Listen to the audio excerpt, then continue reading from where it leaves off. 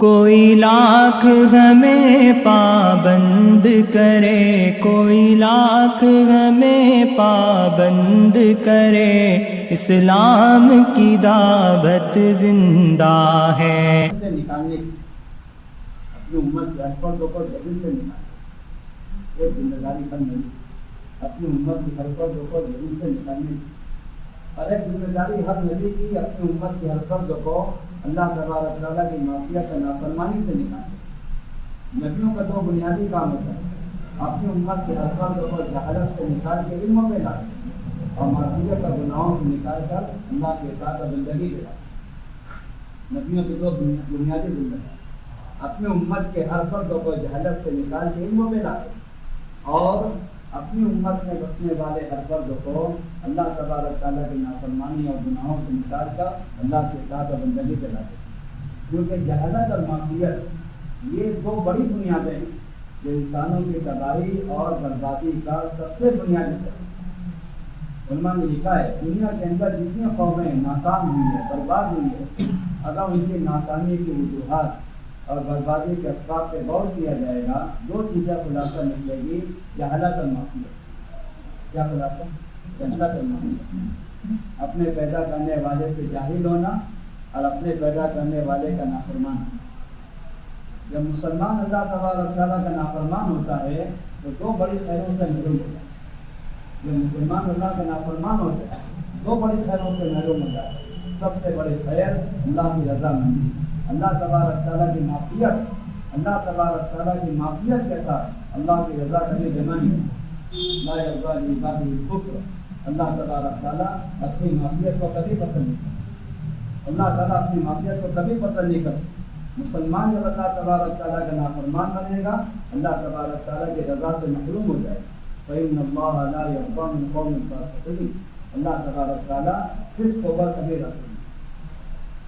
اللہ تبارک تعالیٰ کی معصیت مسلمان کو دو بڑی خیر سے محروم کرتی، ایک اللہ تبارک تعالیٰ کی رضا سے محروم کرتی اور دوسری بڑی خیر اللہ تبارک تعالیٰ کی جانب سے ملنے والی ہدایت سے محروم کرتی ہے۔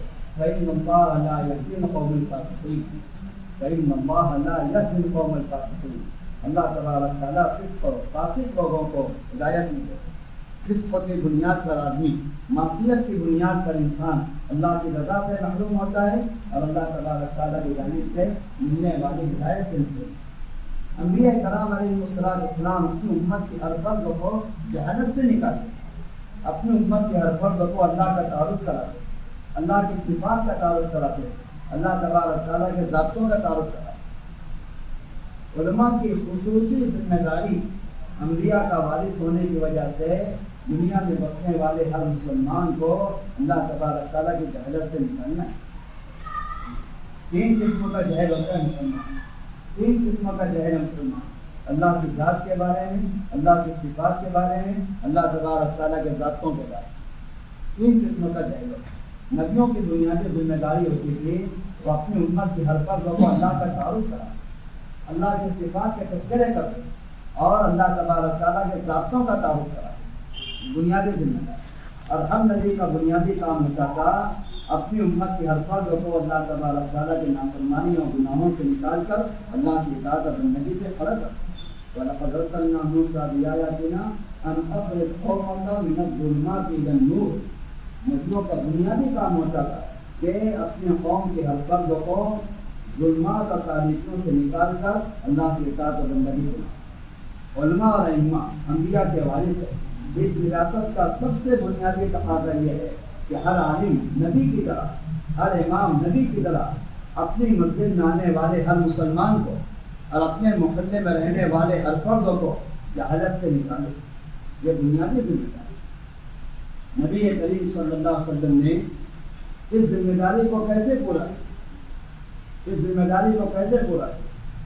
کیونکہ نبی کریم صلی اللہ علیہ وسلم جس طرح عبادت میں قیامت تک آنے والے مسلمانوں کے لیے رہبر اور رہنما ہے، آپ کا طریقہ عبادت میں اسوہ اور نمونہ ہے۔ قیامت تک آنے والا کوئی مسلمان عبادت کے کسی حصے میں آپ علیہ السلام کے طریقے سے آزاد نہیں ہو سکتے۔ اگر عبادت کا کوئی حصہ آپ کے طریقے سے الگ ہو جائے گا، نکل جائے گا، وہ عبادت اللہ تبارک تعالیٰ کے یہاں قبول نہیں ہوگی۔ بجائے ثواب اور جزا کے وہ حساب اور عذاب کا سبب بن جائے۔ حضرت علی رضی اللہ عنہ عیدگاہ تشریف ہے، عید کا دن، عید کی نماز پڑھانے کے ایک آدمی کو عیدگاہ پر دیکھا، عید کی نماز سے پہلے نفل نماز پڑھا، عید کی نماز سے پہلے نفل نماز پڑھا۔ حضرت علی نے اس کو روک دیا، اس کو بڑا تعجب ہوا، اعتراض کرنے لگا۔ عام طور پہ لوگوں کا مزاج ہے کہ جب لوگوں کے سامنے صحیح بات رکھی جاتی ہے تو قبولیت تو کم ہوتی ہے، اعتراض زیادہ، عمومی مزاج۔ تو اس نے اعتراض کیا علی پر کہ آپ مجھے نماز پڑھنے سے روک رہے ہیں، کیا اللہ تبارک تعالیٰ مجھے نماز پڑھنے کا عذاب دیں گے؟ آپ مجھے نماز پڑھنے سے منع کریں، میں نماز پڑھ رہا ہوں، آپ مجھے نماز پڑھنے سے منع کر رہے ہیں، تو کیا اللہ تعالیٰ مجھے نماز پڑھنے کا عذاب دیں گے؟ حضرت علی نے فرمایا کہ نماز پڑھنے کا عذاب نہیں ملے، لیکن عید کی نماز سے پہلے عید گاہ پہ نفل پڑھنا نبی کریم صلی اللہ علیہ وسلم کا طریقہ نہیں ہے، اس طریقے کی خلاف ورزی کا عذاب ملے، اس طریقے کی خلاف ورزی کا عذاب ملے۔ میں نے ایک بات عرض کی، جس طرح عبادات کے اندر ہر مسلمان، قیامت تک آنے والا مسلمان نبی کریم صلی اللہ علیہ وسلم کے طریقوں کا پابند ہے، ہر عالم کی یہ ذمہ داری ہے، ہر امام کی یہ ذمہ داری ہے کہ وہ معلوم کرے حضرت نبی کریم صلی اللہ علیہ وسلم نے اپنے زمانے کا جہل کیسے اور اپنے زمانے میں جہالت میں مبتلا لوگوں کو علم اور عمل کا امام کیسے بنا، کیونکہ سب سے زیادہ سخت زمانہ باعتبار جہالت کے، باعتبار گناہوں کے، باعتبار بد اخلاقی کے، باعتبار دلوں کی سختی کے، باعتبار دین اور دینی چیزوں کے بے حرمتی کے، جتنا شدید زمانہ نبی کریم صلی اللہ علیہ وسلم کی بعثت کا ہے، شاید ایسا شدید زمانہ قیامت تک نہیں۔ وہ تو ہم لوگوں کی نگاہ سیرت میں نہیں، اس لیے ہم اپنے زمانے کو جہالت میں اور ظلمت میں اور فساد اور بگاڑ میں بہت شدید سمجھ، ورنہ نبی کریم صلی اللہ علیہ وسلم کے زمانے میں ایسا بگاڑ تھا، ایسا فساد تھا، ایسا بگاڑ اور فساد تھا۔ بیت اللہ کا طواف کرنا، بیت اللہ کا طواف کرنا کپڑے پہن کر، یہ بیت اللہ کی سب سے بڑی بے حرمتی سمجھ، اور بیت اللہ کا طواف بالکل برہنہ کرنا، یہ بیت اللہ کی سب سے بڑی تعظیم سمجھی جاتی۔ بیت اللہ کا طواف برہنہ کرنا یہ سب سے بڑی تعظیم سمجھی جاتی تھی، اور بیت اللہ کا طواف کپڑا پہن کر کرنا یہ بیت اللہ کی بے حرمتی سمجھی جاتی تھی، اور یہ کہتے تھے جن کپڑوں میں ہم نے گناہ کیا ہے ان کپڑوں میں بیت اللہ کا طواف نہیں کرنا، برہنہ طواف کرنا۔ علماء نے لکھا ہے دو نبیوں کے درمیان کا زمانہ زمانۂ فترت کہا، زمانۂ فترت، جتنی طویل فترت حضرت عیسیٰ علیہ السلام اور نبی کریم صلی اللہ علیہ وسلم کے درمیان میں ہے، اتنی طویل فترت کسی اور دو نبیوں کے درمیان میں ثابت نہیں۔ تقریباً 570 سال کا زمانہ ایسا گزرا ہے، دنیا کے اندر کوئی ہادی، کوئی نبی، کوئی معلم، کوئی رہبر نہیں۔ ہم سب اندازہ لگائیں کتنا فساد آیا ہوگا لوگوں کے عقائد میں، اخلاق میں، اعمال میں، معاشرت میں، معاملات میں، اور کتنی جہالت آئی ہوگی۔ حضرت نبی کریم صلی اللہ علیہ وسلم نے اس جہل کو کیسے ختم کیا، یہ سمجھنے کی بات، تھوڑا سا توجہ کرنا، سمجھنے کی بات ہے، کیونکہ ہم سب اس بات کو بہت اچھی طرح سمجھتے ہیں، مکتب میں پڑھاتے ہیں، مدرسوں میں پڑھاتے ہیں، اس چند طلبہ کی ذمہ داری ہمارے اوپر، ایک 10 منٹ کے لیے کسی ضرورت کے لیے ہم باہر ہیں اور ایک طالب علم کو ہم نے نگران رہا کہ آپ نگرانی کرو، مجھے ایک فلاں تقاضا ہے، میں اس ضرورت کو پوری کر کے آتا ہوں۔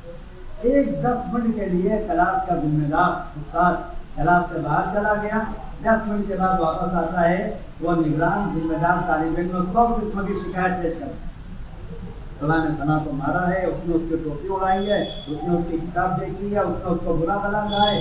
10 منٹ کے لیے ایک معلم کا اپنے کلاس سے غیر حاضر ہونا 100 قسم کی شکایتیں پیدا کرتا ہے۔ 570 سال کا زمانہ بیت گیا، دنیا کے اندر کوئی رہبر، کوئی معلم نہیں ہے، کتنا فساد آیا ہو۔ حضرت نبی کریم صلی اللہ علیہ وسلم نے اس فساد کو کیسے دور کیا ہے؟ اہل علم کی سب سے بنیادی ذمہ داری ہے کہ آپ صلی اللہ علیہ وسلم کا طریقہ تعلیم اس کو معلوم کرے اور اپنے آپ کو آپ اسلام کے طریقہ تعلیم کا پابند بنائیں، کیونکہ اگر نبی کریم صلی اللہ علیہ وسلم کے طریقوں کی اتباع نہیں ہوگی تو امت کبھی خیر حاصل نہیں کر سکتی۔ تو میں آپ سے بات کرتا ہوں اور توجہ سے سنیں۔ ایک مسلمان کے ساتھ 4 چیزیں لگی، باعتبار بشر ہونے کے اس کی حاجت ضرورت لگی ہوئی ہے، باعتبار مسلمان ہونے کے عبادات لگی ہوئی ہے، باعتبار مسلمان ہونے کے دعوت لگی ہوئی ہے، اور باعتبار مسلمان ہونے کے تعلیم و تعلم ہر مسلمان کے ساتھ ہے۔ اپنی ذاتی دین کو سیکھنا اور اپنا دین امت کو سکھانا، ہر مسلمان کے ساتھ، ہر عالم کے ساتھ یہ 4 ذمہ دار چیزیں لگی۔ حضرت نبی کریم صلی اللہ علیہ وسلم نے زندگی کے ان 4 شعبوں میں رہبری فرمائی، بلکہ علماء نے عجیب بات لکھی ہے، اگر عادات اور حاجات نبی کریم صلی اللہ علیہ وسلم کے طریقے سے ہٹ جائے گی، جو بشری حاجت آپ کے طریقے کے بغیر پوری کی جائے گی شیطان اس میں داخل ہو جائے گا۔ جو بشری حاجت آپ علیہ السلام کے طریقے کے خلاف پوری کی جائے گی شیطان اس میں داخل ہو جائے گا، اللہ کی مدد نہیں کرے گا۔ جو عبادات آپ علیہ السلام کے طریقے کے خلاف کی جائے گی وہ اللہ تبارک تعالیٰ کے وعدوں کی تکمیل کا ذریعہ نہیں بنے۔ جب دعوت آپ علیہ السلام کی اتباع سے خالی ہو جائے گی تو دعوت ہدایت کا ذریعہ نہیں بنے۔ اور اگلی بات اہم ہے، سمجھنے کی ہے، تعلیم و تعلم، سیکھنا سکھانا اگر آپ علیہ السلام کے طریقے سے ہٹ جائے گا تو تعلیمی اداروں کی کثرت کے باوجود امت جہالت اور گناہوں سے نکل نہیں سکتی۔ ہم سب جائزہ کتنے زمانے کے اندر کتنی تعلیمی ادارے، کتنے مدارس ہیں۔ اللہ تبارک تعالیٰ کا شکر ادا ہے، اللہ نے ہمارے ملک میں مدارس کا، مکاتب کا ایک نورانی جال پورے ملک میں پھیلایا۔ یہ اللہ تبارک تعالیٰ کی بڑی نعمت ہے۔ ورنہ باہر کے ملکوں میں جا کر دیکھو، میلوں چلے جاؤ گے، ایک مدرسہ ایک مکتبہ کو نہیں ہوگی، میلوں چلے۔ تعلیمی اداروں کی کثرت ہے، لیکن اس کے باوجود جس مسجد کا آپ نماز پڑھا رہے ہیں اور جس مدرسے میں آپ تعلیم دے رہے ہیں اس مدرسے کے اطراف میں آپ چلیں تو 10 مسلمان ملیں گے جن کو کلمہ یاد ہے، 10 مسلمان جن کو کلمہ یاد نہیں ہو، 10 مسلمان ملیں گے جن کو غسل کے فرائض پتہ نہیں ہو، 10 مسلمان مسجد میں بیٹھے ہوئے، تعلیم و تعلم کا حلقہ چل، ایک مسلمان کو مسجد میں لے گا، تقریباً 70 سال کی عمر سیکھنے سکھانے میں حلقے میں بیٹھا تو بتایا کہ 70 سال کی زندگی میں کبھی غسل جنابت صحیح ہوئی، کبھی جنابت سے پاک نہیں، ساری زندگی ناپاکی میں گزر گئی، ایک نماز بھی صحیح نہیں۔ لیکن غسل کے فرائض بتائے، غسل خانے میں داخل ہوئے اور سارے بدن کو دھو کر نکل گئے، پہلے کے دونوں فرائض کا اہتمام نہیں ہوا، ساری زندگی جنابت سے پاک نہیں ہوئے اور ایک نماز بھی قبول کی۔ کیا وجہ ہے کہ تعلیم اور تعلم میں حضرت نبی کریم صلی اللہ علیہ وسلم نے ایک مصنون طریقہ اپنے قیامت تک آنے والے علماء اور ائمہ کے لیے ایک مصنون طریقہ اپنے جاری کی ہے۔ ہر عالم کی ذمہ داری، ہر امام کی ذمہ داری، ہر مسلمان کی ذمہ داری ہے کہ اس طریقے کو معلوم کرے اور اپنے آپ کو اس طریقے کا پابند بنائے تاکہ امت جہالت اور معصیت سے نکلے، کیونکہ جب تک مسلمان جہالت اور معصیت سے نہیں نکلے گا اللہ تبارک تعالیٰ کی نعمتوں کا مستحق نہیں بنے۔ کتابوں میں لکھا ہے لا تدرک نعم اللہ الا بطاعۃ اللہ، اللہ تبارک تعالیٰ کی نعمت کو اللہ کے اطاعت و بندگی سے ہی حاصل ہو۔ اللہ تبارک تعالیٰ کی نافرمانی کے ساتھ اللہ کی نعمتوں کا مستحق نہیں ہو سکتا۔ حضرت نبی کریم صلی اللہ علیہ وسلم کیا طریقہ، ہم سب کی ذمہ داری۔ سب سے پہلی بات یہ پیاری بھائی قابل احترام امہ احترام، اس بات کو اچھی طرح سمجھنا چاہیے، جس طرح اپنے علموں پر عمل کرنا ہر عالم کی ذمہ داری، نماز کا پڑھانا ہر امام کی ذمہ داری، اپنے علموں پہ عمل کرنا ہر عالم کی ذمہ داری، اپنا علم امت تک پہنچانا، اپنا علم امت کو سکھانا، اپنا علم امت تک پہنچانا، اپنا علم امت کو سکھانا۔ طلب نہیں ہے تو طلب پیدا کرنا، طلب پیدا ہو گئے طلب کو پورا کرنا، یہ بھی ہر عالم کی اسی طرح نجی اور ذاتی ذمہ داری ہے جیسے علموں پہ عمل کرنا ہر عالم کی نجی اور ذاتی ذمہ داری۔ ایک بات ذہن رکھیں، انبیاء کرام علیہ السلام کبھی بھی دعوت میں، عبادت میں اور تعلیم و تعلم میں انبیاء نے اپنے آپ کو کبھی مطلوب نہیں بنایا۔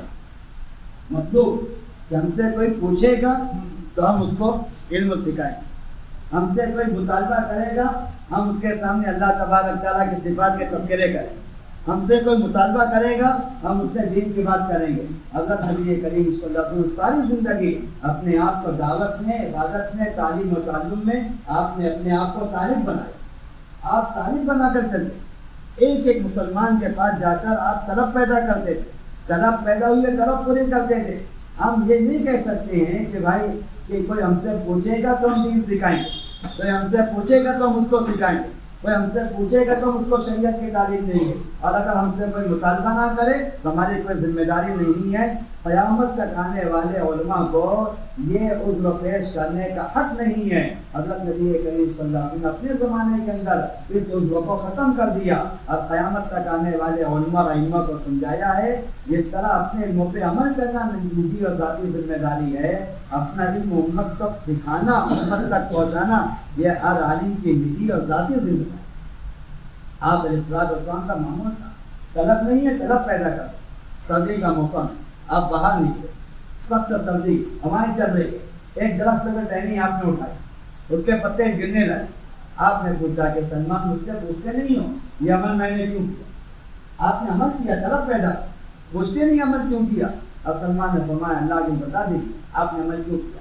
آپ نے فرمایا مسلمان جب اچھی طرح وضو کرتا ہے، وضو کر کے نماز پڑھتا ہے تو اس کے گناہ ایسے ہی جھڑ جاتے ہیں جیسے اس ٹہنی کے پتے ہوا کے چلنے سے جھڑ رہے ہیں۔ مسلمان جب اچھی طرح وضو کر کے نماز پڑھتا ہے اس کے گناہ ایسے گر جاتے ہیں۔ طلب پیدا کیا آپ نے السلام۔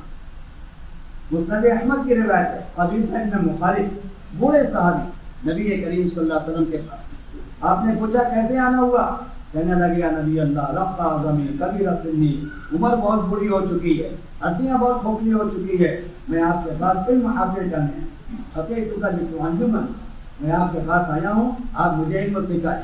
آپ نے یہ نہیں فرمایا ارے بڑے میاں آپ کا ہمارے پاس علم سیکھو گے، ہمارے پاس علم سیکھا کہ میں فلاں فلاں عمر کی کوئی کہتا میں آپ سے ایک بات کرتا ہوں، اس زمانے میں امت جتنی جہل کے اندر مبتلا ہے اس کی بڑی بنیادی ہم نے تعلیم کے نظام کو بہت زیادہ فائدوں سے مقید کیا۔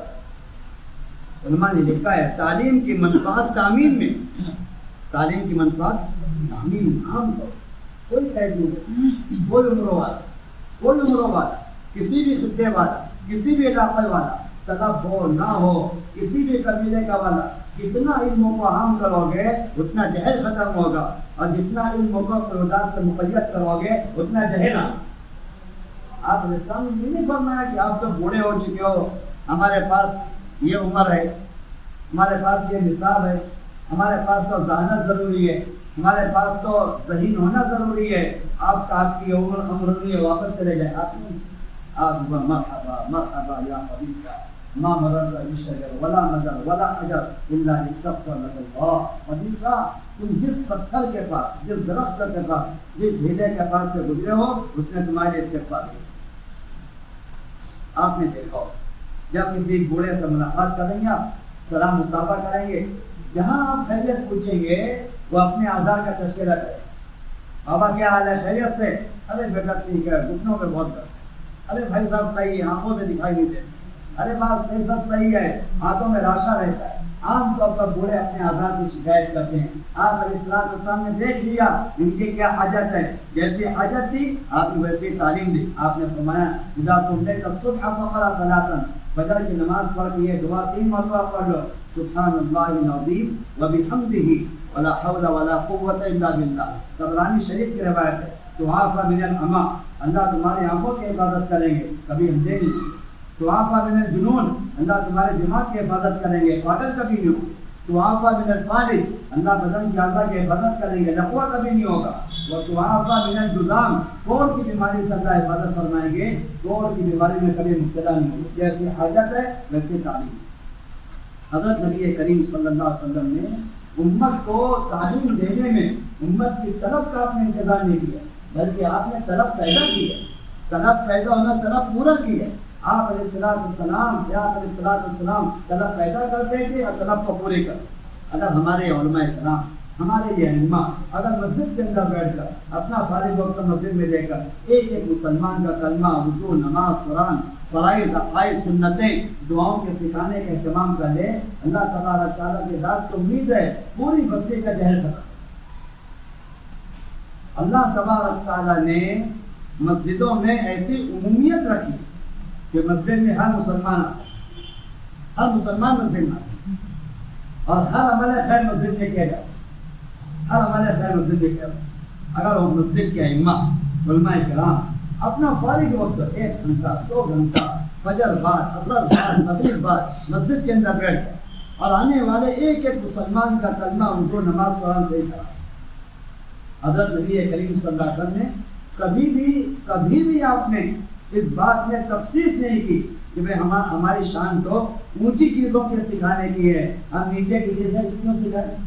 آپ علیہ الصلوۃ والسلام ایک ایک مسلمان کو کلمہ سکھا، ایک ایک مسلمان قرآن سکھا رہے۔ ابو مالک اشعری فرماتے ہیں ہم مسلمان ہوئے، نبی کریم صلی اللہ علیہ وسلم کے پاس آئے، اللہ کے نبی ہمیں نماز سکھا رہے، آپ علیہ السلام بتا کر خود نماز سکھا۔ عبداللہ بن مسعود فرما رہے ہیں قرآن شریف کے اندر 70 سورتیں ہیں، اللہ کے نبی نے قرآن شریف میں 114 سورتیں ہیں، اللہ کے نبی نے 70 سورت کو اکیلے کو میرا ہاتھ پکڑ کر مجھے سکھایا۔ 70 سورت ایک آدمی، اللہ کے نبی اتنا وقت کرے، 70 سورت اللہ کے نبی نے میرا ہاتھ پکڑ کر مجھے سکھایا۔ عبداللہ بن عمر فرماتے ہیں اور بکر صدیق رضی اللہ عنہ منبر پہ بیٹھ کر ہمیں التحیات ایسے سکھاتے تھے جیسے مکتب کے اندر معلم بچوں کو سکھاتے۔ سارا سیکھنے سکھانے کا نظام مسجد میں چلتا تھا۔ آپ علیہ الصلوۃ والسلام اور کبار صحابہ، فقہاء صحابہ، علماء صحابہ، محدثین صحابہ، مفسرین صحابہ، قضاۃ صحابہ، مفتیان صحابہ اپنا فارغ وقت مسجدوں کے اندر دے کر اپنے حلقے لگا کر ایک ایک مسلمان کو غفلت اور گناہوں بازار کے ماحول سے نکال کر مسجد میں لا کر ایک ایک مسلمان کو بنیادی تعلیم دینے کا اہتمام کرتے۔ ہمارے زمانے میں مسجد کا مفہوم اتنا محدود ہو گیا اور اتنا ناقص ہو گیا، اس زمانے کا مسلمان مسجد کا تصور صرف فرض نماز کی حد تک سمجھتا۔ فرض نماز ہو جائے لوگ مسجد سے ایسے باہر چلے جاتے ہیں جیسے اب فرض نماز کے بعد مسلمان کا کوئی تعلق نہیں۔ دور نبوت میں، دور خلافت میں مسجد عبادت کرتی، مسجد درس کرتی، مسجد تعلیم کرتی، ابتدا سے لے کے انتہا تک سیکھنے سکھانے کا سارا نظام مسجدوں میں، سارا نظام۔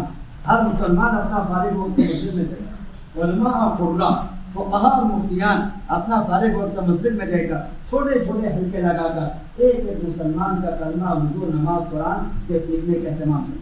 مجموع الزوائد کی روایت ہے، انس بن مالک راوی ہے، فرماتے ہیں کانوا اذا صلوا غدا تقادوا حلقا، صحابہ فجر کی نماز پڑھ کے فارغ ہوتے تھے، حلقے لگا کر بیٹھ جاتے، حلقے لگا کر بیٹھ جاتے۔ آج اللہ معاف فرمائے مسجد میں سیکھنے سکھانے کا کوئی اہتمام ہی نہیں رہتا۔ نہ امام اس لیے فکر کرتا ہے کہ میرے پیچھے جتنے مصلی ہیں میں ان کو لے کر بیٹھوں، کسی کا کلمہ، کسی کا وضو، کسی کا قرآن، کسی کو سورہ فاتحہ سے ہی کراؤ۔ اگر ہم اس کا اہتمام کریں گے تو ہمیں اس کا اندازہ ہوگا 20-20 سال سے جو مصلی ہمارے پیچھے نماز پڑھ رہے ہیں ان میں سے 10 کی سورہ فاتحہ سے ہی۔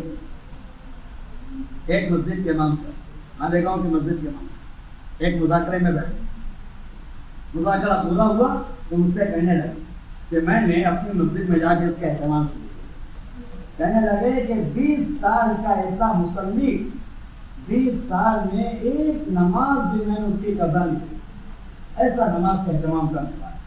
میں اس کو لے کر بیٹھا، بڑی عمر کے ساتھی، میں نے بابا سلام مسافہ ہوگا تو بعد مجھے سورہ فاتحہ سنانا، اگر کوئی غلطی ہوگی میں صحیح کر دوں گا، اور اگر کچھ بھول ہوگی تو اچھا پختہ یاد ہو جائے گا، مضبوط ہو جائے گا۔ میں نے لگے بیٹے مجھے سورہ فاتحہ نہیں آتی، 20 سال سے مسلم امام صاحب نالے کون مجھ سے کہا کہ مجھے سورہ فاتحہ نہیں آتی۔ امام صاحب کہنے لگے میں یہ سمجھا کہ یہ سورہ فاتحہ کا عنوان نہیں سمجھے، ہمارے شہر میں کیا بولتے ہیں الحمد شریف، مجھے لگا کہ سورہ فاتحہ کا عنوان نہیں سمجھے، اس لیے کہہ رہے مجھے نہیں مانتے۔ میں نے کہا بابا الحمد شریف، الحمد شریف مجھے نہیں آتی۔ امام صاحب 20 سال سے میں حدیث کے نماز میں جاتی لیکن اس کو سورہ فاتحہ آتی۔ اچھا میں نے کہا سورہ کوثر سنو، سورہ اخلاص سنو، مجھے نہیں آتے۔ میں نے کہا اچھا آپ نماز میں جو پڑھتے ہو وہ سنا دو، کہ بیٹا میں نماز میں کچھ بھی نہیں پڑھتا، مجھے پڑھے حضرت امام صاحب کہہ رہے مجھے پڑھے حضرت۔ میں نے کہا میں تو دیکھتا ہوں آپ تو نفل پڑھتے ہیں، اشراق پڑھتے ہیں، جاپ کر پڑھتے ہیں، وازن پڑھتے ہیں، کہنے لگا میں صرف ہو نہیں رہا نظر ہے جس مسجد میں ہم نماز پڑھا رہے ہیں اور جس مدرسے میں ہم مدرس ہیں اس مدرسے کے اطراف میں ہزاروں مسلمان ایسے ملیں گے جن کو کلمہ یاد نہیں ہوگا، جن کو بنیادی فرائض کا پتہ نہیں ہوگا، جن کے عقائد درست نہیں ہوں گے، جن کی نمازیں صحیح نہیں ہوگی.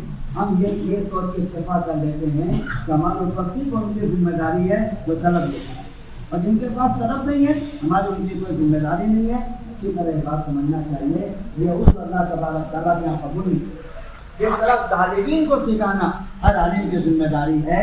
غیر طالبین کو اندر طلب پیدا کر کے ان کی طلب کو پیدا کرنا ہر عالم امام کی ذمہ داری. دور صحابہ میں اس کا اہتمام ہوتا ہے، مسجد نبوی کے اندر بلکہ اسلامی ممالک کی تمام مسجدوں میں اس کا اہتمام ہوتا تھا. سارے علماء قرہ فقہا اپنا فارغ وقت مسجد میں دیتے تھے اور لوگوں کو غفلت اور گناہوں کے ماحول سے نکال کر مسجدوں میں لایا جاتا تھا اور سارا نظام سیکھنے سکھانے کا مسجد میں چلتا تھا. جس کے ساتھ مسجد میں بیٹھتے تھے، داری افتہ مسجد میں ہوتا تھا. مستقر بن حاکم کی روایت ہے، مجاہد راوی ہے، فرماتے ہیں ایک آدمی مسجد میں آیا اور مسجد میں آ کر اس نے پوچھا ہل منکم مفتی، تم نے کوئی مفتی صاحب ہے؟ کہاں سوال کیا؟ مسجد میں آ گیا. مسجد میں آ گیا تم نے کوئی مفتی صاحب ہے؟ تو عطا، طاؤس، اکرمہ، مجاہد سب بیٹھے. عبداللہ بن عباس صدر مفتی ہے، وہ نماز پڑھ رہے. اب یہ سارے طلبہ تخصص فقہ کرنے والے یہ مسجد میں بیٹھ کے آپس میں سیکھنے سکھانے کا اہتمام کر رہے تھے. اس آدمی نے آ کے مسئلہ پوچھا، مسجد میں بیٹھ کر اس کو مسئلہ سکھایا گیا، بتایا گیا اور پھر واپس.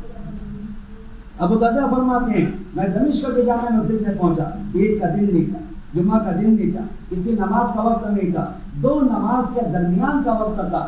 جو لوگ مسجدوں کے اندر بیٹھ کر سیکھنے سکھانے کا اہتمام کر رہے تھے میں نے ان کو شمار کیا، ایک مسجد میں 1600 افراد. کتنے افراد ہیں؟ ایک مسجد 1600 افراد. اگر بتائیں ہم سب اگر اس کا اہتمام کریں، جتنے طلبہ ہمارے بیٹھے، جتنے علماء بیٹھے، جتنے ائمہ بیٹھے، اگر اس کا اہتمام کریں، فجر بعد، عصر بعد، مغرب بعد، عشاء بعد، آپ کے پاس 1 گھنٹہ فارغ ہے، 2 گھنٹہ فارغ ہے، آپ بیٹھ جائیں. ایک مسلمان کا بیٹھ کر بیٹھے، کسی کا کلمہ، کسی کا وضو، کسی کا قرآن، کسی کا تحیات، کسی کی دعائیں، کسی کی سنتیں صحیح کرا دیں تو اللہ تبارک تعالیٰ کے ذات عالی سے امید ہے کہ مسجد کے اطراف میں رہنے والا کوئی مسلمان اللہ کے ذات سے غافل نہیں ہوگا، اللہ کے دین سے جاہل نہیں ہوگا.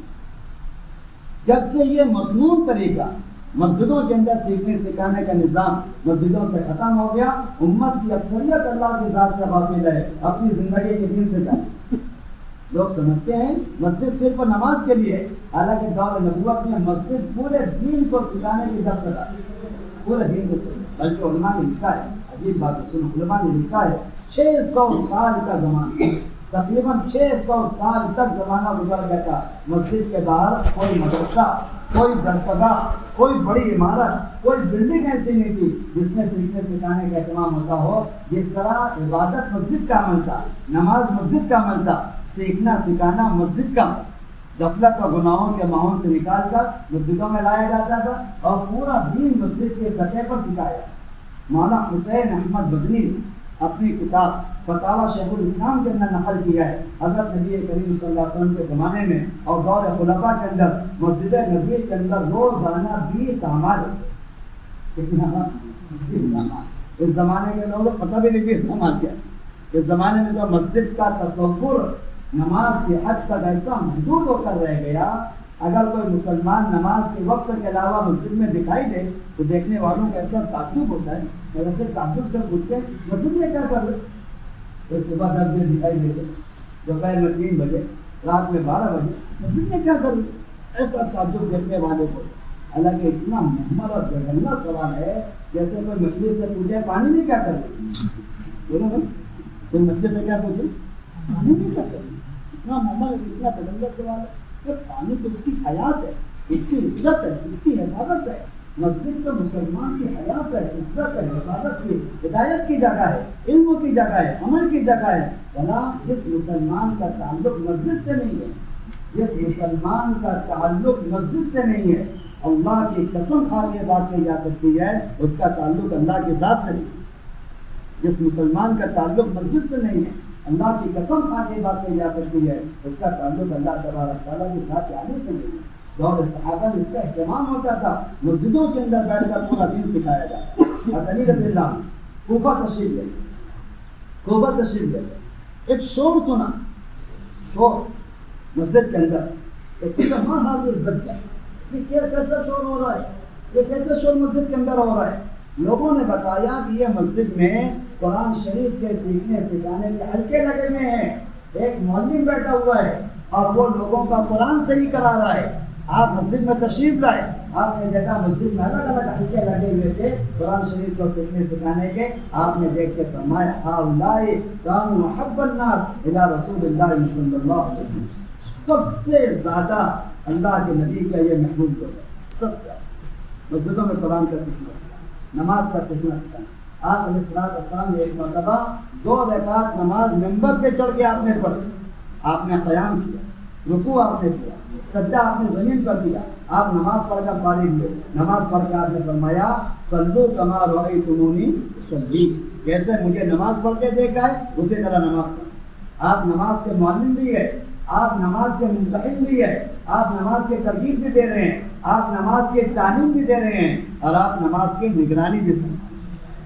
آپ بتاؤ، آج عام طور پر اس کا اہتمام ہوتا ہے کہ کوئی امام مسجد کے اندر بیٹھ کر آنے والے مسلمانوں کی نماز دے یا اپنا رکوع صحیح کرتے اور اپنا سجدہ صحیح کرتے، پیار سے، محبت سے، نرمی سے لوگوں کو سنتیں سکھائے، مسائل سکھائے، دعائیں سکھائے. اگر اس کا اہتمام ہو جائے، مسجد کے سطح پر سیکھنے سکھانے کا اہتمام ہو جائے، کتنی آسانی کے ساتھ امت کا جہل ختم ہو جائے گی، کتنی آسانی سے امت کے اندر علم عام ہو جائے گا. حضرت نبی کریم صلی اللہ علیہ وسلم نے 3 چیزوں کا اہتمام کیا. سنو، آپ نے امت کا جہل ختم کرنے کے لیے 3 چیزوں کا اہتمام کیا. سب سے پہلی بات، آپ نے امت کو علم سکھانے کے لیے اپنے اور امت کے درمیان آپ نے کسی چیز کو واسطہ نہیں بنایا. آپ نے اپنی امت کو کتابوں کے حوالے نہیں کیے. آپ کا عجیب حال ہے. لوگ کتابیں چھاپ کر سمجھتے ہیں ذمہ داری پوری ہو گئی. ایک کتاب سے دوسری کتاب، دوسری کتاب سے تیسری کتاب، تیسری سے چوتھی کتاب، ساری کتابیں چھپتی چلی جا رہی ہے. امت کا جہل ختم ہی نہیں ہوتا. بولا بھائی آپ چلتے کتنا ایک جماعت ماں مسورات اللہ کے راستے میں کام کرتے، کام پورا ہوا واپس آئے، کارگزاری پیش کی. ہم نے پوچھا ان سے کہ آپ نے کیا امت کے حالات ہے؟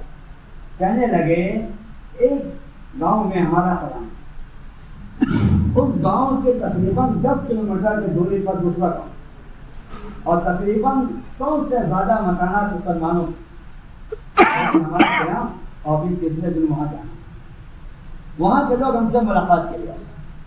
ہم نے پوچھا کیسے آنا؟ کہنے لگے کہ ہمیں معلوم ہوا کہ آپ کی جماعت ہمارے گاؤں میں آنے والی.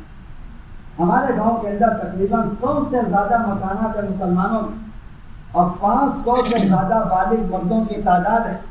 ہمارے یہاں ایک عورت کا انتقال ہوا ہے، لیکن پورے گاؤں کے تمام مسلمانوں کو پتہ نہیں ہے کہ اس کی جنازے کی نماز کیسے پڑھنا. کسی عورت کو یہ نہیں پتا کہ اس کو غسل کیسے دینا، اس کو کفن کیسے پہنانا چاہیے. کہنے لگے 15 دن سے اس کی لاش کو برف میں رکھے. 15 دن ہو گیا، 15 دن ہو گیا اس کی لاش کو برف میں رکھے ہوئے ہیں. کسی عورت کو یہ نہیں پتا اس میت کا غسل کیسے دیا ہے، اس کو کفن کیسے پہنایا جائے. اور کسی مرد کو یہ نہیں پتا تقریباً 500 بالغ مردوں کی تعداد ہے، اس کے جنازے کی نماز کیسے پڑھی جائے. 15 دن ہو گیا ہے اس کے ہم لوگ لاش کو برف میں رکھے ہوئے ہیں. اللہ کے واسطے ہمارے ساتھ کرو، اس کی تقسیم کا انتظام کرو. کہنے لگے 16ویں دن یہ ساتھی وہاں پہنچے ہیں، اور جو مستورات ساتھ میں تھی وہ اندر گئے اور اس میت کی کفن اور دفن اور اس کے غسل کا انتظام کیا. اور پھر ان جماعت کے ساتھیوں نے سارے گاؤں والوں کو جمع کر کے 16ویں دن اس کے جنازے کی نماز پڑھی ہے اور اس کو دفن کیا. کیوں؟ اس کی وجہ یہ کہ سیکھنے سکھانے کا نظام مسجدوں کا ہے. اگر یہ ہمارے علماء، ہمارے یہ علماء اگر اس کو اپنے دل پہ لے، اگر اس کو اپنے دل پہ لے اور اپنے دل پہ لے کر اپنا فارغ وقت مسجدوں میں دے کر سیکھنے سکھانے کا اہتمام شروع کر دیں، اللہ تبارک تعالیٰ کی ذات امید سے یہ جہل ختم ہو جائے. آپ نے سامنے 3 چیزوں کا اہتمام کیا. امت کو تعلیم دیں. ایک، آپ نے اپنے عمل سے تعلیم دی. آپ نے کتابوں کے حوالے نہیں کیا، اپنی امت کو کتابوں کے حوالے نہیں کیے. کیوں؟ دیکھو اچھی طرح سمجھو، کوئی کتاب انسان کے حق میں معلم نہیں ہو سکتی. کیسی بھی کتاب آپ لکھی، کیسے بھی دلائل دیکھیں. معلم ہونا تو انسان کی صفت ہے.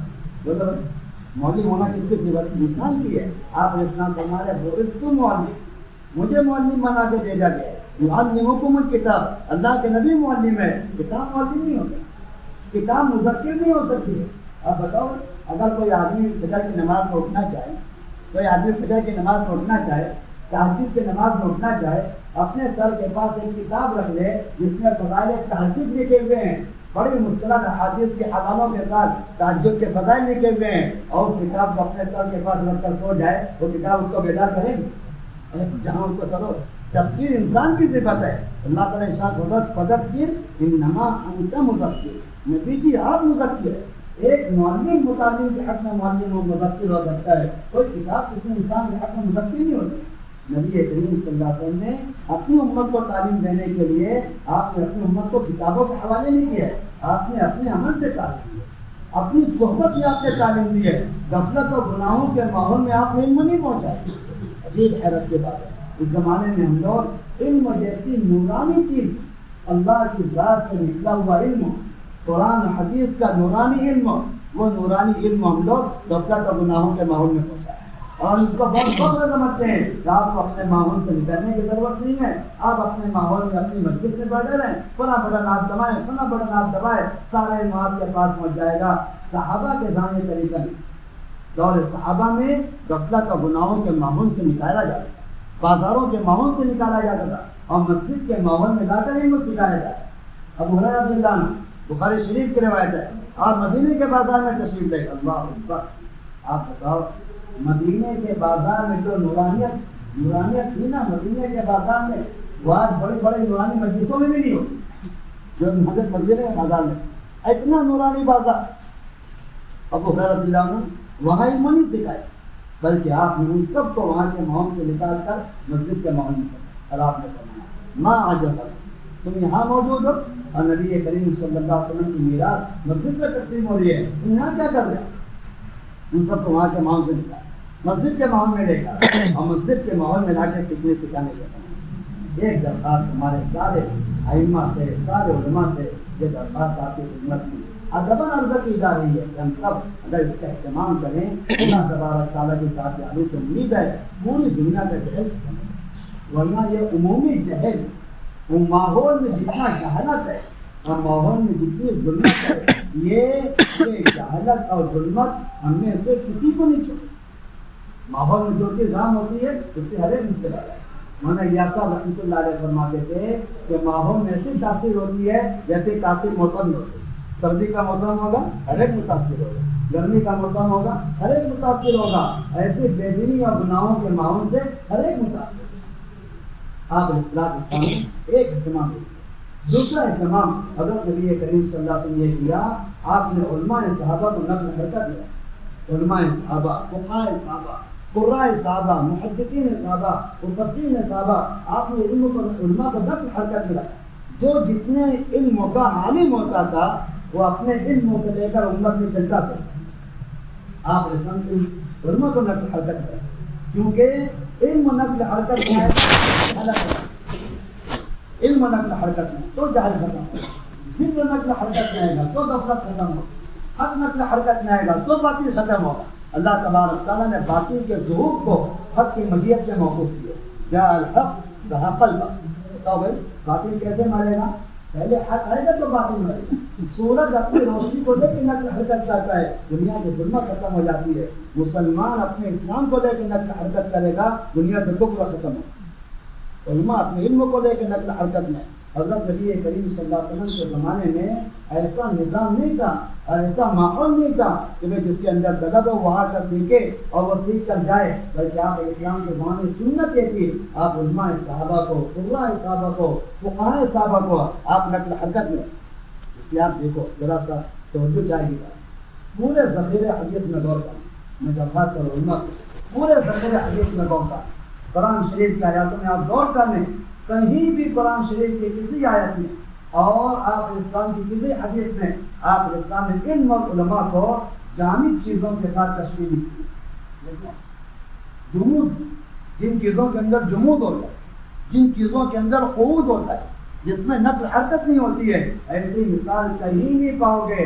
یہ تو اختراعی مثال ہے اور گھڑی ہی مثال ہے۔ ہم یہ سمجھتے ہیں بھائی علماء اور ائمہ تو کنویں کی طرح ہے، عوام پیاسے کی طرح ہے، جس کو پیاس لگے وہ کنویں کے پاس آئے، کنواں کسی پیاسے کے پاس نہیں جاتا ہے۔ پورے ذخیرے حدیث میں غور کرو گے یہ مثال غلطی سے بھی نہیں ملے گی آپ کو۔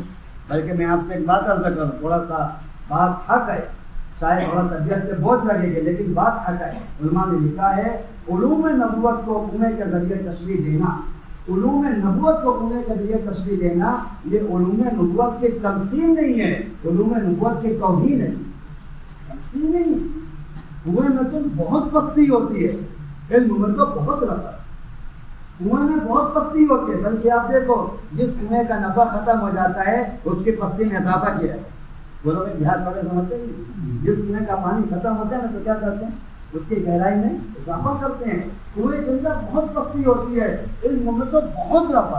یرفع اللہ الذین آمنوا منکم والذین اوتوا العلم درجات، امام بخاری نے بخاری شریف میں سب سے پہلے یہ آیت نقل کی ہے۔ جیسی رفعت ایک مسلمان کو ایمان کی وجہ سے پوری دنیا کے مشرکین اور کفار کے مقابلے میں ہوتی ہے، ویسی رفعت ایک عالم کو اپنے علم کے ذریعے ساری دنیا کے مسلمانوں کے مقابلے میں ہوتی ہے۔ کنویں میں تو بہت پستی ہوتی ہے، علم میں بہت رفعت ہوتی ہے۔ کنویں میں استغنا ہوتا ہے، بادل کے اندر طلب ہوتی ہے، بادل خود جا کر برستا ہے، بنجر زمینوں کو اپنے پاس نہیں بلاتا بلکہ بنجر زمینوں پہ جا کر خود برستا ہے۔ اللہ ارشاد فرماتے ہیں اولم یروا انا نسوق الماء الى الارض الجرز، اللہ پاک پانی کو ہانک کے لے جاتے ہیں بنجر زمینوں کی طرف۔ بنجر زمینیں اٹھائی نہیں جاتی ہے بادلوں کی طرف بلکہ بادل ہانکے جاتے ہیں بنجر زمینوں کی۔ حضرت نبی کریم صلی اللہ علیہ وسلم کہیں بھی پورے ذخیرے حدیث میں آپ غور کر لیں، آپ علیہ السلام نے کبھی بھی اپنے علم کو اپنے علماء کو آپ نے جامد چیزوں کے ساتھ تشبیہ نہیں کی، بلکہ آپ نے علم اور علماء کو متحرک چیزوں کے ساتھ تشبیہ دی ہے۔ مثلی ومثل ما بعثني الله من الهدى والعلم كمثل غيث كثير، علم کی مثال، علماء کی مثال مسلح دھار پانی سے بھرے ہوئے بادل کے طرح، بادل خود جا کر برستا، بنجر زمینوں کو اپنے پاس نہیں بلاتا، بادل خود جا کے برستا ہے۔ بادل کے اندر نقل حرکت ہوتی ہے، بادل کے اندر طلب ہوتی ہے، استغنا نہیں ہوتا ہے، بادل کے اندر رفعت ہوتی ہے، پستی نہیں ہوتی ہے۔ اور اگلی بات بادل اپنی خدمت پر کوئی معاوضہ بھی نہیں دیتے۔ بولو بھائی ضلع معاوضہ آ کے برستا۔ علماء کی ذمہ داری اپنے علم کو لے کے نقل حرکت میں آئے تو دنیا کا جہل ختم ہوگا۔ اچھا آپ دیکھو تو صحیح قرآن شریف کی آیتوں میں غور کرو، اللہ معاف فرمائے۔ اس وقت ہم لوگ قرآن شریف کی تلاوت باعتبار برکت کے کرتے، باعتبار ثواب کے کرتے، لیکن عام طور پر قرآن شریف کی تلاوت کرنا باعتبار اصول ہدایت کے، باعتبار فہم دعوت کے، باعتبار فہم مزاج نبوت کے، اس کا مزاج ہے۔ قرآن تو ہدایت کا سرچشمہ ہے، قرآن تو ہدایت کی بنیاد ہے۔ آپ دیکھو حشر کے میدان میں سوال کیا ہوگا، غور کرنا اس بات پر، حشر کے میدان میں سوال کیا ہوگا، ساری قوموں کو جمع کر کے کہا جائے گا الم یاتکم نذیر، کیا سوال ہوگا؟ الم یاتکم نذیر۔ ہم سب دیکھو، ہم سب میں پوچھتا ہوں، امتحان کی نسبت کس کی طرف ہے؟ نذیر کی طرف ہے۔ کیا تمہارے پاس کوئی نذیر آیا تھا؟ سوال پہ غور تو کرو۔ امتحان علماء کی ذمہ داری ہے، عالم سے بڑا نذیر کون ہوگا؟ عالم سے بڑا نذیر کون ہوگا؟ علم کے بغیر تو نظارت، علم کے بغیر تو انذار مؤثر ہوتے ہی نہیں ہے، علم کے بغیر تو انذار مؤثر ہوتے ہی نہیں ہے۔ سب سے بڑا نذیر عالم ہے۔ قوموں سے پوچھا جائے گا کہ تمہارے پاس کوئی نذیر آیا تھا، تمہارے پاس کوئی عالم آیا تھا؟ حشر کا سوال جو ہے علماء کی ذمہ داریوں کو سمجھانے والا، علماء کی ذمہ داری ہے اپنے علم کو لے کے خود جائے، فقہاء کی ذمہ داری ہے اپنے علم کو لے کے خود جائے۔ مسند احمد کی روایت اب دلیل فرماتے ہیں، یمن والے آپ علیہ السلام کے پاس، یمن والے آپ علیہ السلام کے پاس آ کر کہنے لگے بس یہ رجلا یفقهنا فی الدین یعلمنا السنن یحکم فینا بکتاب اللہ۔ اللہ کے نبی ہم نے ایسا آدمی دے دیے جو ہمیں دین کی سمجھ پیدا کرے، ہمیں سنتوں کی تعلیم دے اور ہمارے درمیان اللہ کی کتاب کے مطابق فیصلہ کرے۔ یہ بات آپ دیکھیے، آپ اسلام کا مزاج تھا، آپ فقہا کو، قراء کو، علماء کو آپ نقل حرکت میں رکھتے تھے اور آپ خود علماء قراء کو علاقے میں روانہ کرتے تھے علاقوں کا جہل دور کرنے کے لیے۔ علماء نقل حرکت میں رہتے تھے، علماء کے نقل حرکت میں رہنے کی وجہ سے پوری دنیا کا جہل ختم ہوا تھا۔ آج اللہ معاف فرمائے علم نقل حرکت سے نکل گیا، مدارس کے اطراف میں جہل آیا۔ بولو بھائی، ایک مثالی ادارہ، میں نام ہی لیتا ہوں، مثالی ادارہ ہندوستان کے ساتھ، اس ادارے کے اطراف میں ایک جماعت نے کہا چلہ بھر کا چلہ پورا ہوا، مدرسے میں بڑے بڑے شیوخ اساتذہ سے ملاقات، شیخ الحدیث صاحب ان سے ملاقات۔ شیخ الحدیث صاحب کہنے لگے کہ اچھا بھائی بتاؤ تم نے ہمارے مدرسے کے اطراف میں کیا دیکھا ہے؟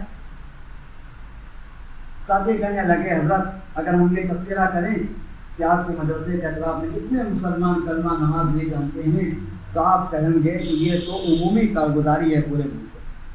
آپ یہ کہیں گے، ہم آپ سے تذکرہ کرتے ہیں کہ ہم یہ کارگزاری نہیں کر سکتے، ہم آپ سے بتائیں گے کہ آپ کے مدرسے کے اطراف میں نے 40 دن لگائے، 40 دن کے اندر 55 ایسے جوڑوں کا ہم نے نکاح کرایا ہے جن کے درمیان میں نکاح تھا ہی نہیں اور ان کی اولادیں نکاح کے قابل ہو چکی۔ 55 میاں بیوی پوری زندگی بدکاری اور گناہ میں گزر گئی اور ان کی اولادیں نکاح کے قابل ہو گئے اور ماں باپ میں نکاح ہوا ہی نہیں تھا۔ ہم نے ایک چلے کے اندر 55 جوڑوں کے درمیان نکاح کرایا ہے۔ شیخ الحدیث صاحب سب یہاں مدرسے اطراف کی کارگزاری کیا وجہ ہے؟ علم نقل حرکت سے، علم نقل حرکت سے نکل۔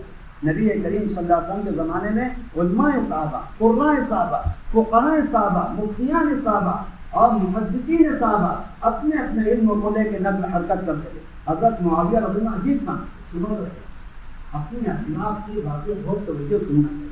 اللہ معاف فرمائے، اس زمانے کے اندر موجودہ لوگوں کی باتوں کے سننے کا بڑا اہتمام، لیکن متقدمین کا کیا نہیں، صحابہ کا کیا نہیں، صحابہ کا اسلاف کا کیا طریقہ تھا، ان طریقوں کو جاننے کا اور ان کو اپنانے کا اہتمام کیا۔ اللہ معاف فرمائے، جس طرح اہل دنیا ہر چیز کے اندر جدت چاہتے ہیں، اللہ ہمیں معاف فرمائے اہل علم بھی جدت کے عادی ہو گئے۔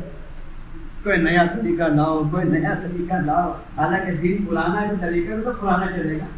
بولو دین پرانا ہے، دین نیا کہاں سے لائیں گے؟ ہم سب کو سوچنا چاہیے آپ کے سامنے کیا طریقہ اختیار۔ تو آپ نے یہ نہیں فرمایا ہمارے یمن والوں سے کہ تمہاری غرض ہے تم آ کے سیکھو، آپ نے نہیں فرمایا۔ آپ نے علی کو بلایا تاکہ انطلق کیا اے علی تم ان کے ساتھ جاؤ اور ان کے پاس جا کر دین سیکھا۔ حضرت علی رضی اللہ عنہ کو یمن کے حالات بتا، حضرت علی یمن کے حالات جانتے تھے۔ کہنے لگے اللہ کے نبی ان اہل الیمن قوم جدر، اللہ کے نبی یمن والے بہت اچھی قوم ہیں، بہت سوال جواب کرتے ہیں، بہت حجت بازی کرتے ہیں۔ یعقوب نے من القضایا ما لیس لی علم، ایسے ایسے فتوے میرے پاس لے کر آئیں گے کہ مجھے تو علم بھی نہیں ہو۔ آپ نے یہ نہیں فرمایا یہ کتاب القضاء لو، رات بھر مطالعہ کرنا، دن بھر فیصلہ کرنا۔ سنو تو صحیح، آپ نے یہ نہیں فرمایا، یہ آپ نے یہ نہیں فرمایا کہ بھائی ساتھ والے جبرائیل ایک کتب خانہ ان کے ساتھ کر دو، یہ اس کو خوب مطالعہ کریں گے اور خوب اس کے مطابق فیصلہ۔ آپ نے یہ نہیں فرمایا، آپ نے فرمایا جتنا علم تمہارے پاس ہے اسی علم کو لے کر چلو اور اسی علم کو لے کر امت کو سکھاؤ۔ جتنا علم تمہارے پاس ہے، جتنا آپ سے سننا ہوگا، علم میں رسوخ اور علم میں اضافہ، علم میں رسوخ اور علم میں اضافہ اور علم کی قدر اور علم کی تعظیم کبھی بھی علمی ماحول میں نہیں۔ سننا غور سے، تھوڑا سا توجہ چاہیے گا، تھوڑا سا وقت کرو۔ کبھی کبھی آپ لوگوں کے ساتھ اس قسم کی مذاکرہ کرنے کا موقع ملتا ہے، اہتمام سے کریں۔ علمی ماحول کے اندر علم کی قدر نہیں پیدا ہوتی، بلکہ آپ دیکھو ایک عام مزاج ہے اور ایک عام ضابطہ ہے، ہر چیز کی قدر اس کے مخالف ماحول میں۔ بولو بھائی صحت کی قدر کون کرتا ہے؟ بولو جس نے بیماری دیکھی ہو۔ مال کی قدر کون کرے گا؟ بولو جس نے فقر دیکھا ہوگا۔ عمر بن خطاب کا قول ہے، رسول فرماتے ہیں اسلام کی قدر وہ کرے گا جس نے زمانے جاہلیت دیکھی ہو۔ اسلام کی قدر کون کرے گا؟ بولو جس نے زمانے جاہلیت دیکھی ہو۔ ایک مثال عرض کرتا ہوں اس بات کو سمجھنے کے لیے، ایک کسی بھی چیز کی قدر جو ہوتی ہے اس کے مخالف ماحول میں۔ شیخ سعدی رحمۃ اللہ اپنا ایک واقعہ بیان کرتا ہوں. کہنے لگے میرے پاس چپل نہیں تھا, بہت معمولی حاجت, چپل میرے پاس نہیں ہے. میں نے اللہ تعالیٰ سے دعا کیا, اللہ میری ضرورت کو پورا کر دیجیے. کافی دیر دعا کرتا رہا, وہ دعا پوری نہیں ہوئی, وہ حاجت پوری نہیں ہوئی. تو دل میں کچھ شکایت جیسا وسوسہ آیا, اتنی مختصر سی حاجت تھی, ساری کائنات کے مالک, اور اتنی مختصر حاجت پوری نہیں ہو رہی ہے میری. ایک شکوے کا وسوسہ دل میں گزرا. کہنے لگے نماز کا وقت ہو گیا, میں مسجد میں آیا.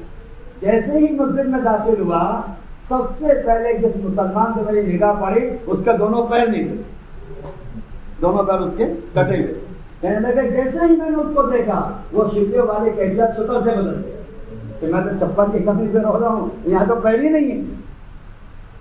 عدم دیکھ لیا, عدم. تو اپنے پیر کی قدر پہ میں آپ سے اتنی عرض کرتا ہوں کہ علمی ماحول کے اندر علم کی جتنی بے حرمتی ہو رہی ہے, اس کی بڑی وجہ یہ ہے کہ ہم لوگ امت کے جہل کا مشاہدہ نہیں. اپنے علم کو لے کر جتنا امت کے جہل کا مشاہدہ کرو گے, امت کے منہ میں چلو گے پھرو, اتنا اپنے علم کی قدر کر دو گے. مجھے اللہ نے قرآن کا اتنا بڑا حصہ عطا فرمایا. یہاں تو سورہ فاتحہ یاد نہیں. حفاظ جب ان سے اللہ کے راستے میں نکلنے کے لیے کہا جاتا ہے تو حفاظ کہتے ہیں اللہ کے راستے میں کیسے نکلے, قرآن کا کیا ہوگا. ہم کہتے ہیں کیا ہوگا نہیں, نکل کے دیکھو قرآن کا کیا ہو رہا ہے. کیا ہوگا نہیں بلکہ نکل کے دیکھو قرآن کا کیا ہو رہا ہے. ہم لوگ افریقہ میں, ملاوی کے اندر, سینٹرل افریقہ کے اندر دیہاتوں میں جاتے ملاقات کرتے تھے. 80 گھر مسلمانوں کے, 100 گھر مسلمانوں کے, پورے دیہات کے مسلمانوں سے ملاقات کر کے آتے تھے. 100 گھر کی بستیوں میں ایک گھر کے اندر قرآن شریف کا ایک نسخہ بھی نہیں ہوتا. پوری بستیاں قرآن سے, پوری بستیاں. لوگ کہتے ہیں قرآن کا کیا ہوگا, نکل کے دیکھو قرآن کا کیا ہو رہا. اللہ تعالیٰ نے فرمایا کہ اللہ کے نبی مجھے یمن والوں کے حالات پتہ ہے. ان هذا القوم هذا اليمن قوم خصم, بہت جھگڑا کرنے والے قوم ہیں. یاتونی من القضایا ما لیس لی علم, ایسے جھگڑے میرے پاس لے کر آئیں گے مجھے اس کی خبر بھی نہیں ہوگی. تو آپ نے کوئی کتاب نہیں دی, کوئی شرح نہیں دی, کوئی کتب خانہ آپ نے حوالے نہیں کیا, بلکہ آپ نے انتظام. جتنا علم ہے اس کو لے کر چلو, جتنا علم ہے اسی کو سیکھا, جتنا علم ہے اسی کے مطابق فیصلہ کرو, جتنا علم ہے اسی پر امت کو عامل بناؤ. اللہ تعالیٰ فرماتے ہیں میں اپنے علموں کو لے کر چلا پھرا. اللہ تعالیٰ نے مجھے ایسا علم میرے اوپر کھولا ہے, ایسا علم مجھ پر کھولا ہے. کہتے ہیں فما شکت فی قضا بین اثنین حتی الساعہ, موت تک مجھے 2 آدمیوں کا درمیان فیصلہ کرنے میں کبھی شک نہیں ہوا. عام طور ہم لوگ خطبے کے اندر پڑھتے ہیں اقضاہم علی, سب سے بڑے قاضی کون ہیں. میں آپ سے پوچھتا ہوں یہ قضا آپ کو کہاں سے ملا, کون سی کتاب القضا آپ نے پڑھی, کون سا کتب خانہ میں آپ نے اپنی زندگی گزاری ہے. آپ حیرت کی بات سنو تو صحیح. ایک کالج کے اندر پڑھنے والے 2 طالب علم, دونوں نے ڈاکٹری حاصل, تھوڑا توجہ کرنا, دونوں نے ڈاکٹری حاصل کی. ایک استاد کے پاس پڑھے ہوئے, ایک ڈگریوں کے متحمل ہے, ایک نمبرات کے حاصل کرتے ہیں, ٹھیک ہے. ایک ڈاکٹر فارغ ہونے کے بعد آ کر اپنے گھر میں بیٹھتا, مریضوں سے کوئی تعلق نہیں, بیماروں کے درمیان رہنا ہے, بیماروں کا علاج کرنا ہے, اپنے فن کو لے کر بیٹھتا. دوسرا ڈاکٹر ہر وقت مریضوں کے درمیان, یہ مرض یہ علاج, یہ مرض یہ علاج, یہ بیماری یہ دوا.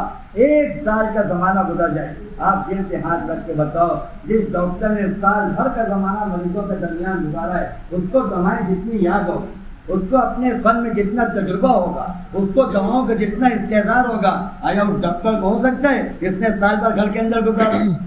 بولو بھائی, کبھی مت یہ وسوسہ کبھی دل میں مت لانا کہ نقل حرکت کی وجہ سے ہمارے علموں کا نقصان ہوگا. اتنا بڑا وسوسہ ہے اور اعمال نبوت پہ اتنا بڑا اعتراض ہے.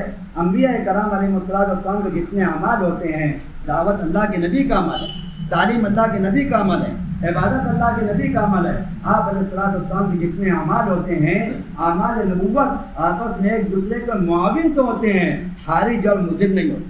بولو بھائی, اگر کوئی مصلی آپ سے مطلب ہو, میں آپ سے پوچھتا ہوں, کوئی مصلی آپ سے مطلب ہو کہ امام صاحب آج تو نماز میں عجیب بات پیش آئی, کیا بات پیش آئی کہ میرے قیام کی وجہ سے میرے رکوع کا نقصان ہو, میرے قیام کی وجہ سے میرے رکوع کا نقصان ہو, یا میرے رکوع کی وجہ سے میں سجدے کی برکات سے محروم ہو گیا, میں رکوع کی وجہ سے تربیت کی برکات سے محروم ہو گئے. یا کوئی جاہل آپ سے یہ سوال کہ امام صاحب عجیب بات ہے, آج میرے ہاتھ نے میرے پیر کا نقصان کر دیا, تو کہیں کیا جہالت کی بات کریں. بدن کے سارے اعضاء ایک دوسرے کے ایسے معاون ہوتے ہیں کہ تعاون کرنے پہ بلانا بھی نہیں پڑتا. جب میں مثال دیتا ہوں, کوئی وزنی چیز آپ اٹھا رہے, ٹھیک ہے جی, ایک ہاتھ سے آپ نے اٹھایا, وہ ایک ہاتھ سے نہیں اٹھ رہا ہے, دوسرا ہاتھ فوراً آ جائے تو بلانا پڑے گا. ارے بولو نا, اب دیکھو ایک ہاتھ سے آپ اٹھاؤ اور آپ نے فوراً دماغ میں محسوس کیا کہ اتنی وزنی ہے کہ ایک ہاتھ سے اٹھنے والی نہیں ہے, دوسرا ہاتھ فوراً آ جائے گا, اس کو بلانا نہیں پڑے گا. بدن کے سارے اعضاء ایک دوسرے کے معاون ہوتے ہیں, نماز کے سارے ارکان ایک دوسرے کے معاون ہوتے ہیں, اعمال نبوت ایک دوسرے کے معاون ہوتے ہیں, خارج و مضر نہیں ہوتے. کسی عالم کا یہ کہنا کہ اگر میں اپنے علموں کو لے کر اللہ تبارک تعالیٰ کے راستے میں نکل گیا, میری استعداد کم ہو جائے گی, میری ذہانت ختم ہو جائے گی, میں اپنا علم بھول جاؤں گا, میرا کتابوں سے تعلق ختم ہو جائے گا. ہے اس سے بڑا اعتراض اعمال نبوت پہ کوئی نہیں ہو سکتا ہے. آپ مجھے ایک بات بتائیں, مال اللہ تبارک تعالیٰ کے یہاں مقبوض ہے, ٹھیک ہے جی, اس امت کے لیے فتنہ ہے, لکل امت فتنہ, فتنۃ امت المال. اللہ تبارک تعالیٰ کے یہاں مقبوض ہے, منعون ہے, اس امت کے لیے فتنہ ہے. ایک مسلمان اپنے مال کو فقراء پہ, مستحقین پہ, غرباء پر, بیواؤں پر, یتیموں پہ خرچ کرتا چلے جائے, آپ مجھے بتائیں اس کے مال میں اضافہ ہوگا کہ کمی ہوگی؟ کچھ ہاں تو کرو. اضافہ بھی ہوگا, بڑھوتری بھی ہوگی, حفاظت بھی ہوگی. جو مال عند اللہ مبغوض ہے اور جو مال عند اللہ ملعون ہے, اور جس مال کو اللہ کے نبی نے اپنے امت کے لیے فتنہ ارشاد فرمایا ہے, اس مال کا مستحقین پہ خرچ کرنا مال میں اضافے کا, بڑھوتری کا, حفاظت کا سبب ہے. جو علم عند اللہ محبوب ہے, اس علم کو لے کر امت کے منہ میں چلیں گے پھریں گے, اور علم کے مستحقین مسلمانوں کو ان کا علم سکھائیں گے. ہمارا کیا گمان ہے ہمارے علم میں کمی آ جائے گی؟ اتنا بڑا اعتراض ہے ہمارے نبوت پر. ایسا علم میں اضافہ ہوگا, ایسی بڑھوتری ہوگی جس کا تصور نہیں کر سکتے ہیں. مولانا الیاس صاحب رحمۃ اللہ علیہ فرماتے تھے, اگر علماء اپنے علموں کو لے کے نقل حرکت میں آ جائے, علماء اگر اپنے علموں کو لے کے نقل حرکت میں آ جائے, اللہ تبارک تعالیٰ دوسروں سے 10 گنا زیادہ علم عطا فرمائے. جیسے میں نے مثال کہ جو ڈاکٹر ہر وقت مریضوں کے درمیان میں, اس کو اپنے فن کا استحضار ہے, اس کو اپنے فن میں تجربہ ہے, اس کو اپنی دوائیں مستحضر ہے, اس کو بڑے بڑے امراض کا علاج اس کے لیے آسان ہے. ایسے جب عالم اپنے علموں کو لے کے نقل حرکت میں آئے گا, اللہ پاک اپنے علم میں اضافہ کریں گے, بڑھوتری کریں گے, اپنے علم میں فقاہت پیدا کریں گے. آپ دیکھو تو صحیح, قرآن شریف کا انداز ہو دیکھو. اللہ تبارک تعالیٰ نے علماء کے نفر کو, اللہ نے علماء کے نفر کو علماء کے لیے تفقہ فی الدین کا سبب بنایا. فلولا نفر من كل فرقہ طائفہ لیتفقہوا فی الدین. تفقہ لازم ہے, تفقہ لازم ہے, متعدی نہیں ہے.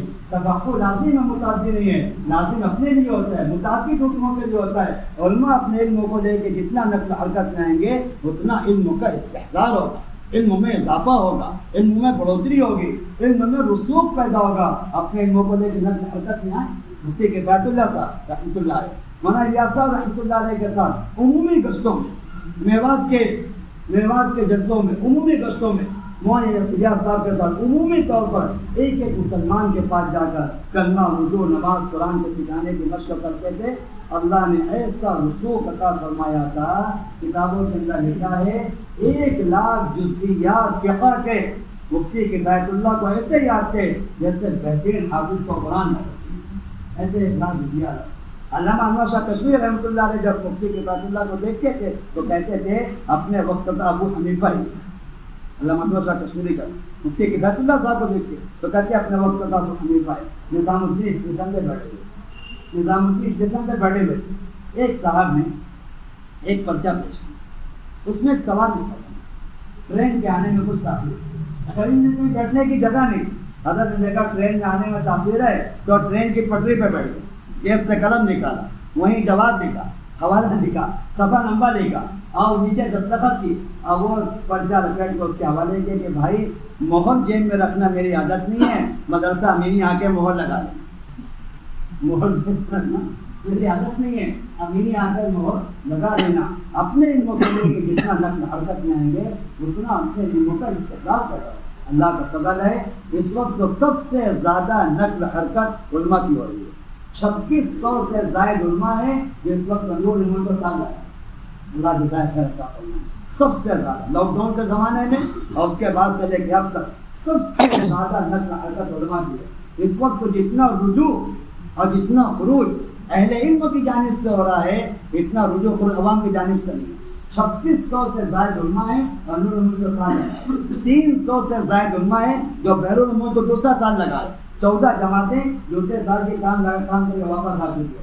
27 جماعتیں بیرون ملک کو کام کر رہی ہے. افریقہ کی بنجر بستیوں میں جا کر ایک مسجد میں دعوت, عبادت, نماز, تعلیم و تعلم, سیکھنے سکھانے کے حلقے, ہر گھر کو مسجد کا نمونہ بنانا, ہر گھر میں قرآن کو زندہ کرنا, ہر گھر میں نماز عبادات کو زندہ کرنا, بنجر بستیوں میں جا کے ایسا اہتمام ہو رہا ہے, حیرت نہیں. ابھی